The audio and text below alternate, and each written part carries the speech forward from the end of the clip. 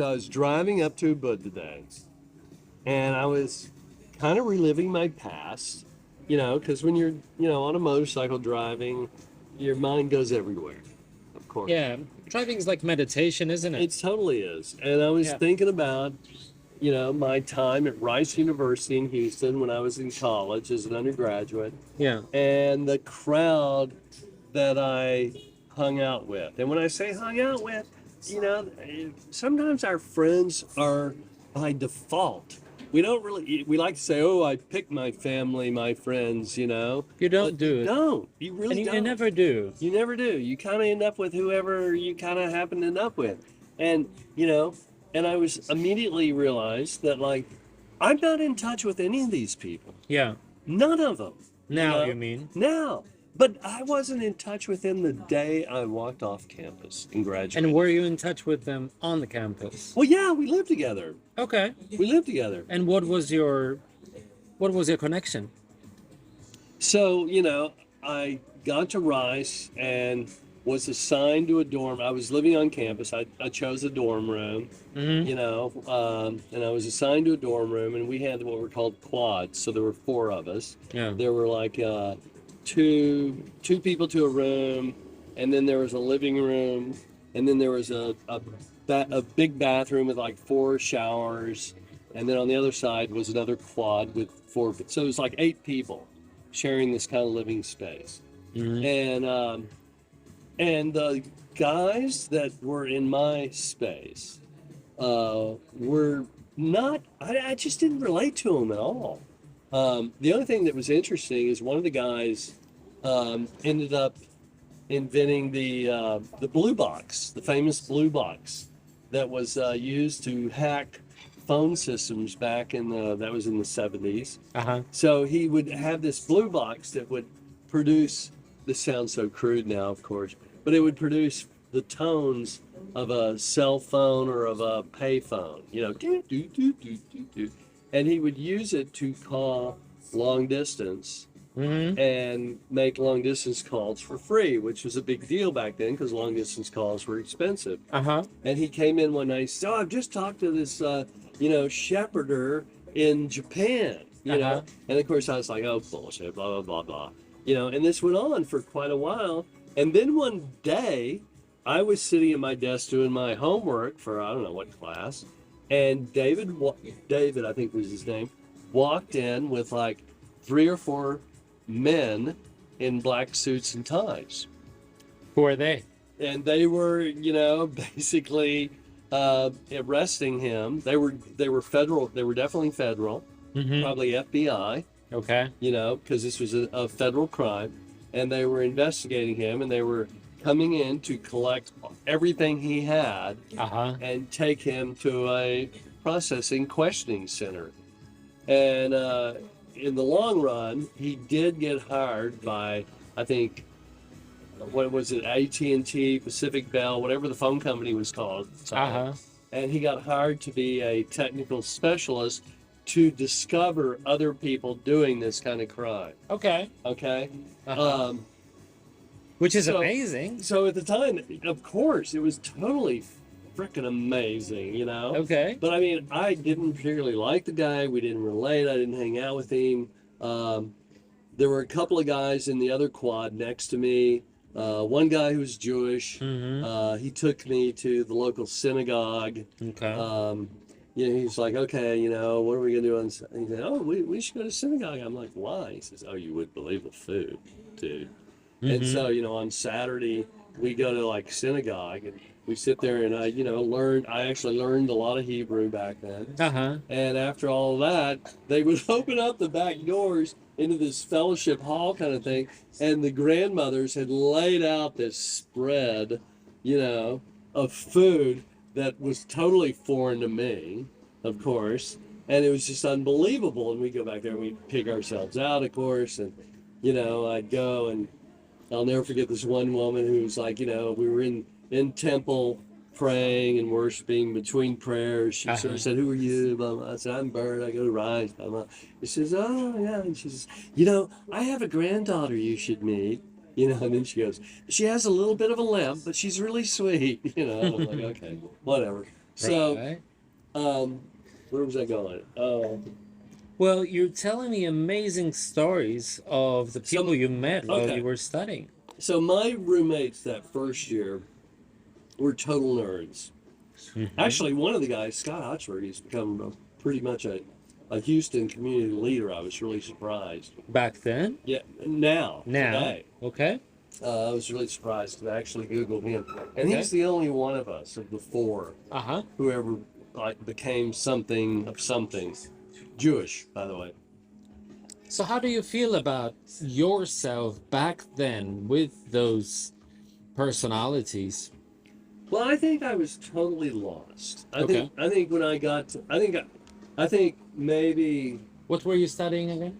well, I went in as a science math major, and I think I found out really quickly that I was unprepared for the level of science and math that was expected of me. Okay. I'd never had calculus, Uh-huh. and like, other math students in classes.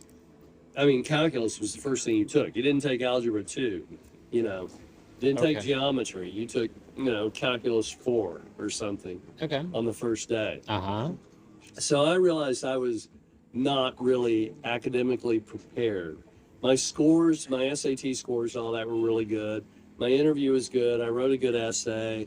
I maybe got in by the skin of my teeth on some level. I definitely was not as smart as I thought I was. But I did have a great curiosity. And when I realized I realized I wasn't going to be able to pursue math and science. I also I became unmoored. I became lost in a certain sense. I didn't know what the fuck I wanted to do, Mm-hmm. you know? And so I just kind of, I mean, luckily Rice allowed me to explore everything. So if you had any curiosity Uh-huh.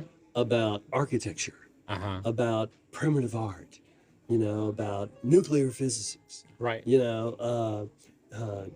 geometric topology, you could attend these classes Mm-hmm. even if you weren't qualified, especially on the graduate level. Uh-huh. And I quickly realized on the graduate level, like if you go to a graduate seminar where there's 4 or 5 people, which there were in most of the graduate classes at Rice, we had like a faculty to student ratio of like, I don't know, one faculty member for every 15 students. It was Okay. insane. So it was crazy. But on the graduate level, of course, it was like, 5 faculty for every student. Uh-huh. So if you went to a graduate seminar and say biological ecology systems, there were only going to be 4 people in the class. Now, they were all biology majors that had come from an undergraduate of biology. They were focused on biology. They came to Rice to continue biology, and they'd worked their way up to this seminar.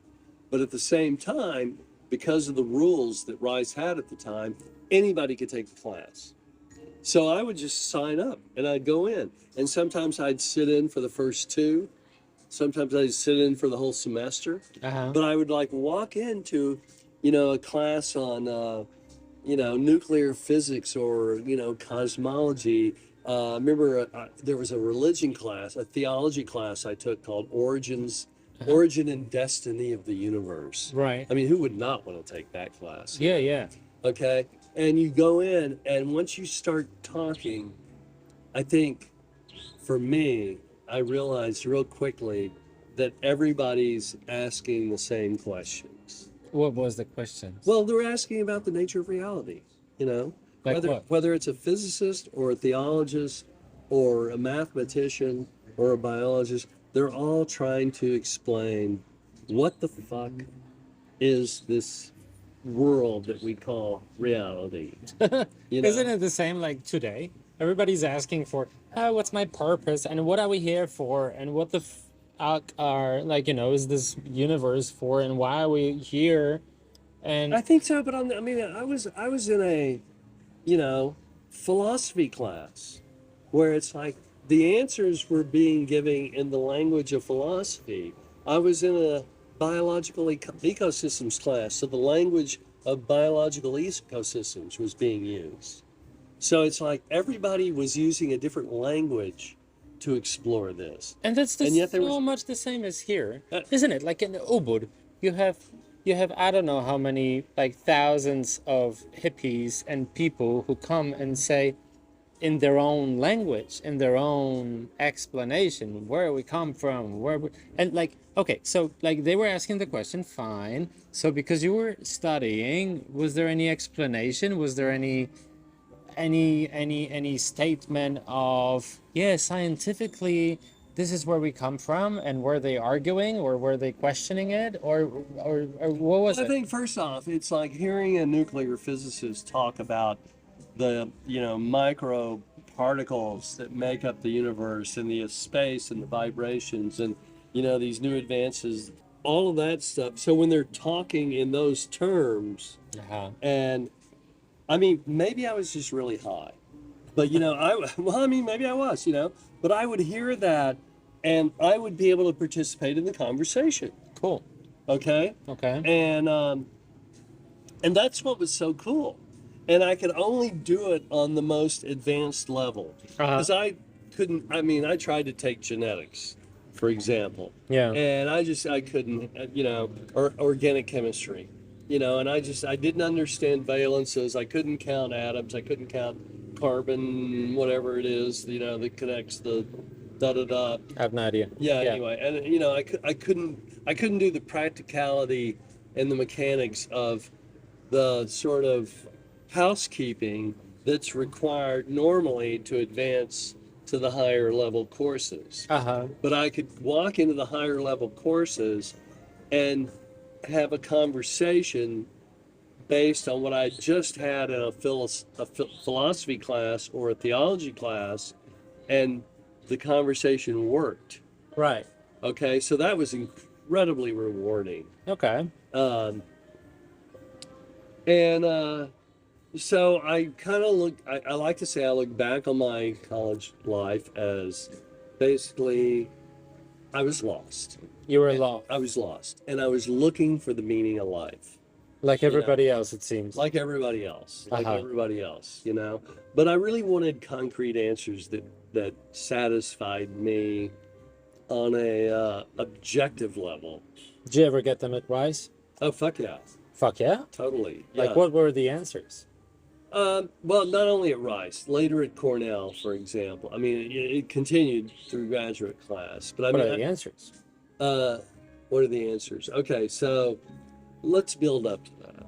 Okay. And let's not people stop listening if I give the answer right. No, people are like super excited because everybody's looking for the answer that you said that Cornell or Rice gave you. Ask me the question. What question you want the answer to? Well, what are we here for? Well, I don't know about that. Okay, what I answer can't did you answer get that. at Cornell or Rice? I think I got an answer to the. I think I got an answer to the question of God. What is, what is is there something controlling our life? Like you, I was brought up in a very traditional Christian, monotheistic, patriarchal Right. situation that never felt comfortable to me. Yeah.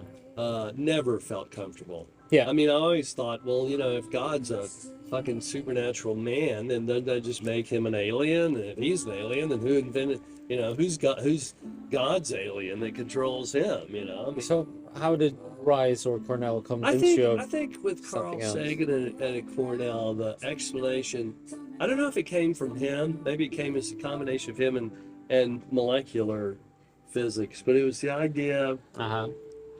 because I think molecular, when you're looking at things on a molecular level, Yeah.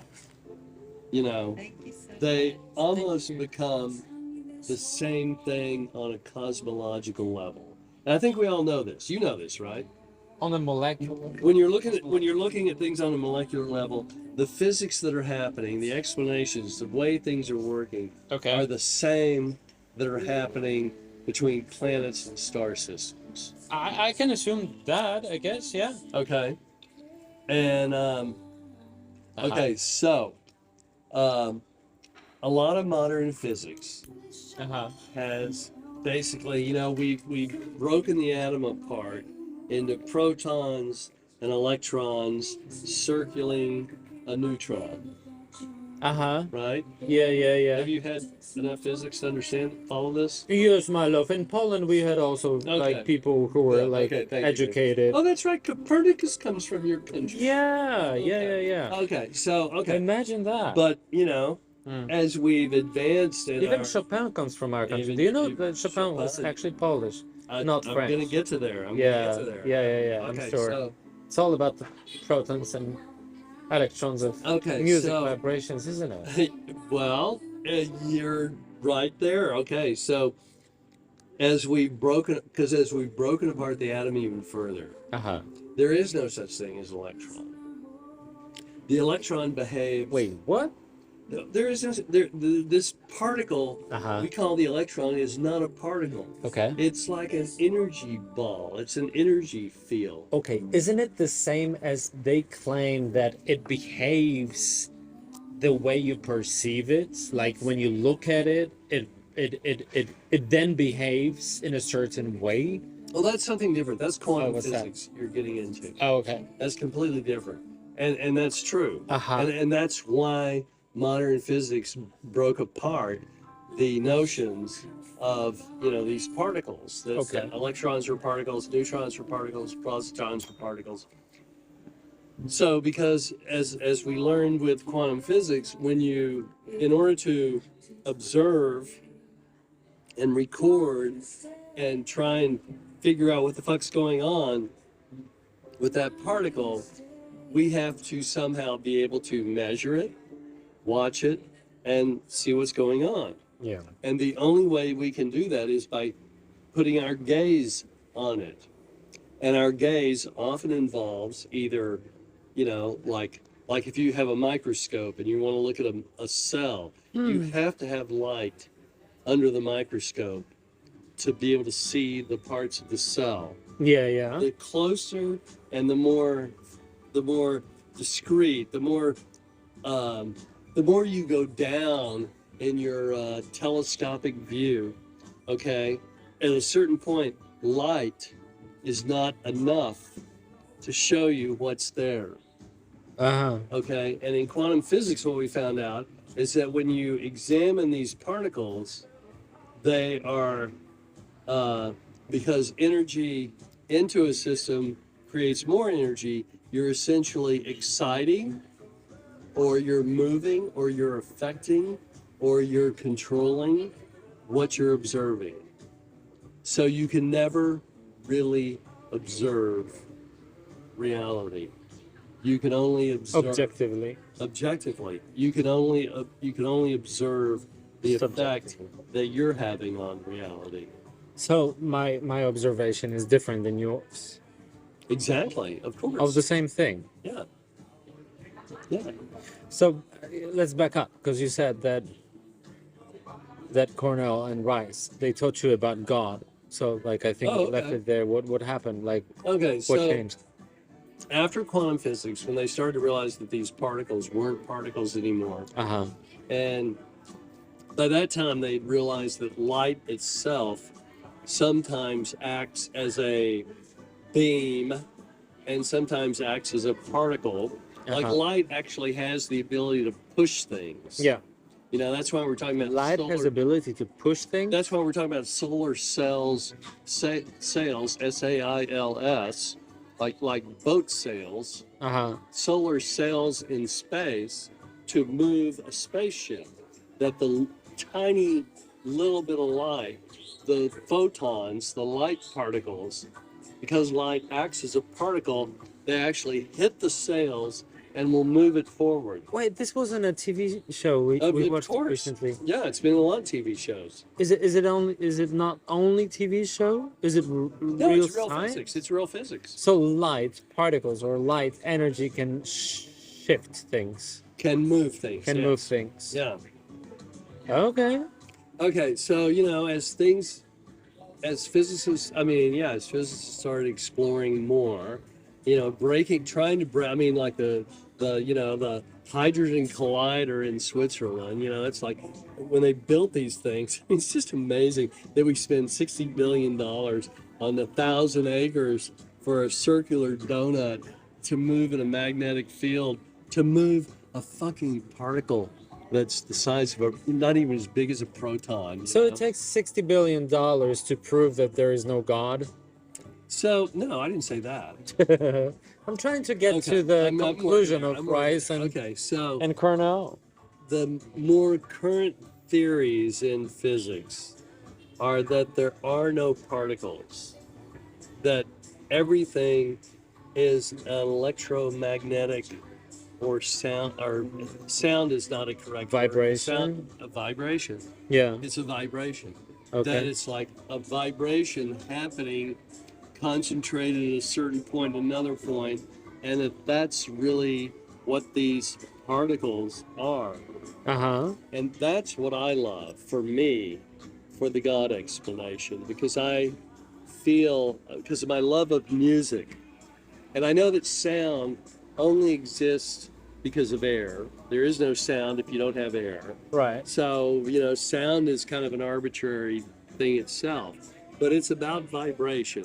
Uh-huh. The cello string vibrating, and I mean, I wonder in a vacuum. I mean, I assume a cello string would still vibrate. It just wouldn't produce a sound, right? Yeah. But anyway, so it's like these vibrations. The idea that these vibrations are the essence of reality is very appealing to me, particularly as a musician.